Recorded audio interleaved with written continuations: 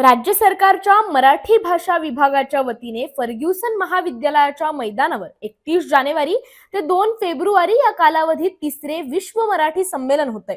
मराठी भाषेच्या प्रचार आणि प्रसारासाठी असणाऱ्या 3 दिवसांच्या संमेलनात नामवंत साहित्यिक, लेखक, कवी, कलाकार, संपादक यांचे विचार, कवी संमेलन, परिसंवाद, बाल साहित्यावर चर्चा, कार्यशाळा, चर्चासत्र, सांस्कृतिक कार्यक्रम असणार आहेत।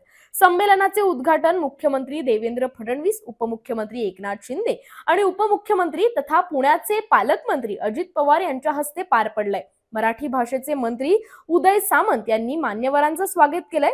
या उद्घाटनाच्या कार्यक्रमात ज्येष्ठ साहित्यिक मधु मंगेश कर्णिक यांना साहित्य भूषण पुरस्कार प्रदान करून गौरविण्यात आलंय।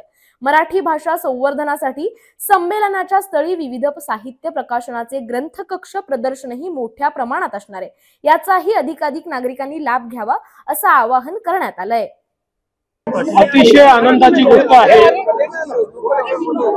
या ठिकाणी पुण्यामध्ये तिसरं विश्व मराठी संमेलन सुरू झालेलं आहे।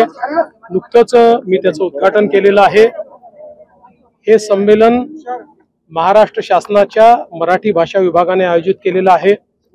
जगभरातनं लोक या संमेलनाकरता आलेले आहेत। माय मराठीवर प्रेम करणारे अनेक लोक आपल्या स्वतःच्या खर्चाने या ठिकाणी आलेले आहेत आणि पुण्यामध्ये अतिशय भव्य आयोजन पुणेकरांनी केलंय। आपण बघितलं असेल, सुंदर अशी ग्रंथदिंडी या ठिकाणी निघालेली आहे। वेगवेगळ्या प्रकारचे उपक्रम अतिशय चांगले आहेत, परिसंवाद आहेत, काव्य संमेलन आहे, चांगल्या चर्चा आहेत। त्यामुळे एक प्रकारची साहित्यिक मेजवानी देखील, विचारांची मेजवानी देखील पुणेकरांना मिळणार आहे।